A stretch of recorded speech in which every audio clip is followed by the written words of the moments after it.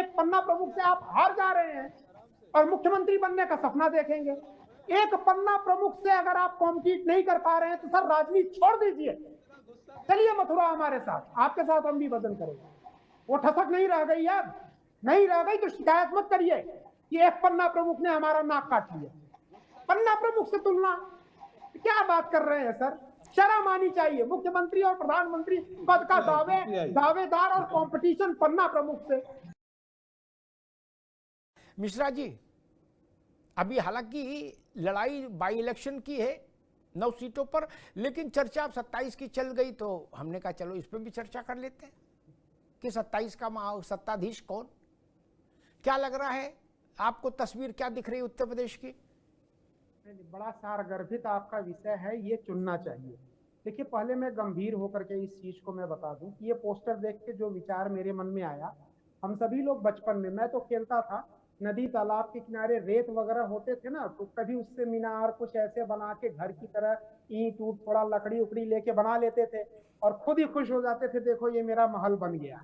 फिर वो 10 मिनट आधे घंटे में गिर जाता था, आंधी तूफान, फिर जाके बनाते थे। तो ये ठीक यही प्रक्रिया, और स्पेशली त्रिदेव में जो यादवों के 3 पुत्र हैं, उधर तेजस्वी यादव, तेज प्रताप यादव, इधर अखिलेश यादव। अखिलेश यादव को मैं अखिलेश भैया बोलता हूँ सम्मान से, प्रिय वो मुझे बहुत है। तो ये जो त्रिदेव हैं और इसके साथ जितने और पुत्र हैं, राहुल गांधी हो गए, आंधी तूफान ला रहे थे, उधर शिवसेना के उद्धव ठाकरे जी हैं। तो ये रेत के घरौदे बनाते हैं जिसकी उम्र शायद 1 महीने, 2 महीने, 4 महीने चुनाव तक होती है, फिर वो घरौदा टूट जाता है। राजनीति बहुत गंभीर विषय है, हमें भी नहीं पता था घर कैसे बनाया जाता था, तो हम खुश होते थे, कितनी मेहनत लगती है, ग्राउंड पे काम है नहीं, सपने देखना इस तरीके से। अरे अब तो गंभीर होइए, अभी हरियाणा का चुनाव हुआ, पीछे के चुनाव में गंभीर होकर सीखिए। इन लोगों ने ग्राउंड की राजनीति की नहीं, मुलायम सिंह यादव चाहे जैसे रहे हो, लालू यादव, इन लोगों ने घिसा है, चप्पलें घिसी है एक एक की। ये तो born with the silver spoon है, मुख्यमंत्री बन गए पिताजी के कारण, इनको कुछ पता ही नहीं, इनको तो बस यही पता है टीवी मीडिया ये सब पोस्टर लगा दो बन गए। तो यही ये माजरा है। ए.के. मिश्रा, समाजवादी पार्टी का कहना ये है कि भाई जनादेश का मतलब वो जब हम सरकार में आए, क्या या लोकसभा में जनादेश तब माना जाएगा कि ये जनादेश दुरुस्त है जब हमारी सबसे ज्यादा सीटें आए, जैसे 24 वाला, 19 वाला फेल है, 24 वाला पास है क्या, और 14 वाला फेल है। विधानसभा बोले 19, 17 और 22 दोनों फेल है। विजय भाई ने बताया कि हर जिले से एक सीट आपने मेरी चुरा ली, नहीं तो हम तो सरकार में थे ही। ये जनादेश के लिए, जनता के लिए बड़ी कठिन परीक्षा का वो रख दिया सपा ने कि भाई आपका जनादेश तभी पवित्र मानेंगे जब हमारा राज्यारोहण हो, और हमारा नहीं हुआ तो कहेगा जनादेश। एक विजय जी, हाँ देखिए, एक जमाना था जब लाठी और भैंस दोनों हमारे मित्र के पार्टी की हुआ करती थी, तो जनादेश भी इनका होता था, आदत वही पड़ी हुई है और ये बात सही है। मैं एक चीज अपने मित्र को बता दूं, जो पत्रकार के लिए चश्मा लगाने के लिए, मेरे फेसबुक इन सब पे जाइएगा, मेरे सारे विश्लेषण और घोषणाएं जो मैंने की हैं वो सही हुई है, वो थोड़ा बहुत डिफरेंस रहा है लेकिन सही हुई है। तो मैं ये बोलना चाहता था, जबरदस्ती की राजनीति, ये स्पेशली बीच में जब क्षेत्रीय छत्रप पैदा हुए ना, तो इन्होंने बड़ा ठसकते और सीना ठोकते और गुंडई वाली राजनीति की है, चाहे आरजेडी रही हो चाहे समाजवादी पार्टी, इन दो को तो मैं बहुत करीब से जानता हूँ। ये जबरदस्त गुंडई होती थी, लाठी लेके बंदूक लेके खड़े रहना, बूथ कैप्चरिंग, बहुत सारी पिक्चरें बनी है, अखबारें भरे रहते थे। तो वो चीज अभी जेनेटिक मटेरियल से जा नहीं रहा है। इतने बदलाव देश में आ गए हैं, सभी पार्टियों में आ गए हैं, लेकिन जो उस टच में है, इनको अभी भी लगता है कि जो हम बोलेंगे वो होगा, तभी वो चीज होगा। भाई अपने आप को केंद्र में रख करके हर चीज को देखना छोड़ दीजिए, नहीं तो राहुल गांधी ही बनेंगे। राहुल गांधी अपने आप को केंद्र में रख के पूरी दुनिया को देखते हैं, पूरी दुनिया के हिसाब से देखिए, दुनिया को केंद्र में रख करके आप देखिए, तब आपको समझ में आएगा। और अयोध्या वाली जो बात, आप मुजफ्फरनगर में जो जीते हैं वही तो बोल रहे थे ना कि मोदी तेरे टुकड़े टुकड़े होंगे, इससे ज्यादा स्वतंत्रता और धृष्टता क्या चाहिए। रही बात अयोध्या पे आप लोग जो उछलते हैं, सुनिए अमिताभ जी इन्हें सही कर दो। मुजफ्फरनगर में बोटी बोटी सहारनपुर वाले हैं। अरे भाई वो सहारनपुर हाँ वाले ठीक है, अरे वो सहारनपुर ठीक है, ठीक है, अरे हाँ सही बात है। सहारनपुर के हैं। अपने को अरे अभी सर यही हम नहीं क्षमा समझ मांग लेते हैं, मुजफ्फरनगर सहारन, है? अरे विपक्ष तो के ही फर्जी कोई नेता है ना। फर्जी बोल रहे हो, फर्जी बोल रहे हो। नहीं, उन्होंने बोला था कि नहीं बोला था? कह रहे, अरे भैया विजय जी वो ये कह रहे हैं तो गठबंधन के ही, इंडिया अलायंस के ही है ना इमरान। अमिताभ जी आप ही की थैली के चट्टे बट्टे हैं ना। अगर उस अरे आपके थैली के चट्टे बट्टे लोकसभा कहूं, अखिलेश भैया ना करके मिलते हैं उसी पार्टी से कि नहीं? फर्जी चला देते। अखिलेश भैया उस पार्टी के साथ चुनाव लड़ते हैं कि नहीं? अरे अखिलेश भैया सुन तो लो, अरे सुन लो, अरे सुन लो, एक मिनट सुन तो लो, मेरा भी सुन लो। अमिताभ जी, क्या सुन ले भाई, आपकी पार्टी के सदस्य हैं, क्या सुन ले? अमिताभ जी आपकी पार्टी के सदस्य हैं, सुन ले। अमिताभ जी 10 सेकंड बनते हैं मुझे। अमिताभ जी 10 सेकंड बनते हैं, 10 सेकंड बनते हैं मेरे लिए जी 10 सेकंड। मैं ये कह रहा हूँ इतने बड़े पत्रकार हैं, अगर मैं मुजफ्फरनगर लोकसभा को अगर नहीं होता, कोई बाहर का पूरब का होता, नहीं समझ पाता। मुजफ्फरनगर से आदरणीय हरेंद्र मलिक जी सांसद हैं, जिन्होंने कभी ऐसा कुछ नहीं बोला। तो अगर कोई बाहर का होता तो ये तो बोल करके हम हमें चले जाते। उससे इन पत्रकार की क्रेडिबिलिटी पे हमें शक होता। इन्होंने बोल दिया देखिए टुकड़े होंगे मोदी तेरे, मुजफ्फरनगर वालों ने बोला।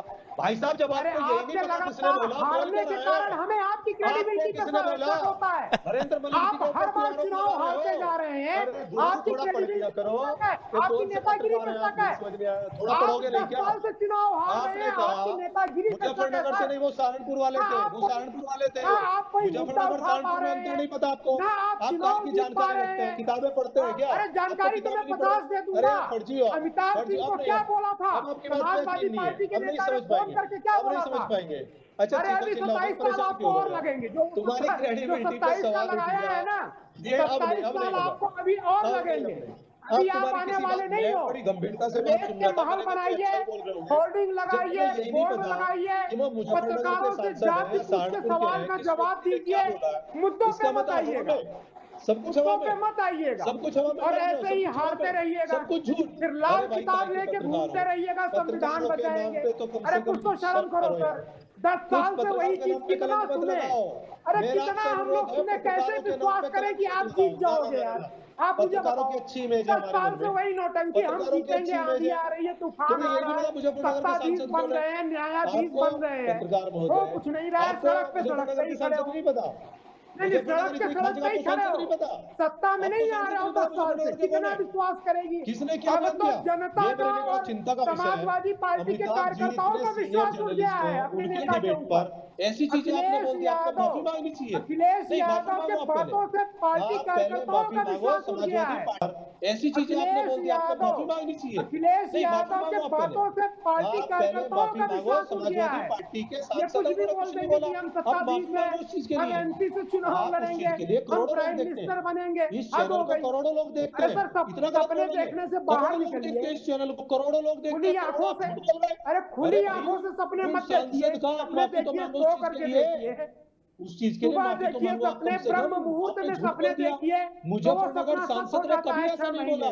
आदरणीय दिन में 12 बजे सपने आप देखेंगे, दिन में 12 बजे सपने आप देखेंगे। आपको माफी मांगी। अखिलेश यादव ने पत्रकारों से पूछा था कि नहीं कौन गिराता हो? नेता कार्यकर्ता विधायक अखिलेश यादव ने पूछा था कि नहीं 2 बार पत्रकारों से कौन गिराता हो? मिश्रा हो, तिवारी हो। गलत चीजें नहीं अखिलेश यादव ने पूछा था कि नहीं पत्रकारों से सुनेंगे, बाइक दिखाओ, सुनेंगे, करोड़ों लोग अखिलेश यादव की बाइक दिखाओ, जो पत्रकारों से पूछते हैं कौन गिराता हो? एक बार दोनों लोग रोको, दोनों को रोकूंगा, राठी साहब को भी रोकूंगा, मिश्रा जी को भी रोकूंगा, एक बार दोनों को रोकूंगा। विजय राठी एक बार बात रुको भाई, मैं ओपी सिंह जी के पास नहीं, उससे पहले एक चीज क्लियर कर दूं। मिश्रा जी ने ये नहीं कहा कि सपा के नेता ने कहा, उन्होंने कहा मुजफ्फरनगर वालों ने ये कहा, वो स्लिप ऑफ टंग है, मुजफ्फरनगर वालों ने, सहारनपुर वालों ने कहा। एक जो बाद में उन्होंने दुरुस्त किया कि हाँ मुझसे गलती, सहारनपुर वालों ने कहा, इमरान मसूद। दूसरी बात कि भाई नातेदारी तो है ही, अलायंस तो एक ही है, इंडिया अलायंस, उसी के प्रमुख चेहरे इमरान भी हैं।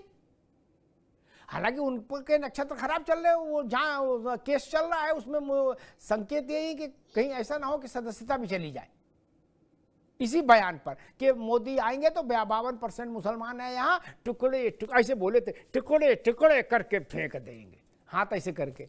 अब वो गले में पड़ गया बयान, सदस्यता भी जाने वाली है।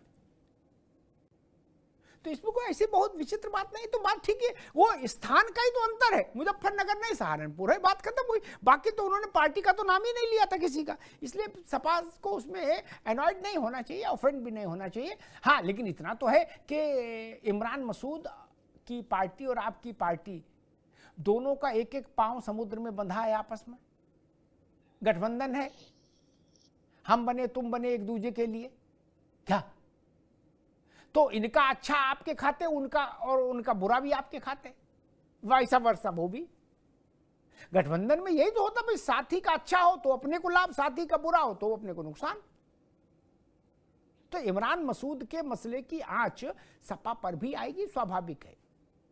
और वो कुछ समय तो सपा में भी रही थे, बसपा छोड़ के सपा में आए थे, फिर कांग्रेस में गए थे, इसलिए कोई घर का मामला है, कोई इतना नाराज होने की बात नहीं, घरेलू मामला है इमरान का। तो खैर 2 सेकंड, मैं कह रहा हूं मिश्रा जी बड़े पत्रकार हैं, बात क्षेत्र की नहीं है, बात यह है कि उनको समझ नहीं, वो जिसका नाम ले रहा है मुजफ्फरनगर के हरेंद्र मलिक जी, वो दूसरे टाइप के सांसद हैं, वो कभी अलाउ नहीं करेंगे।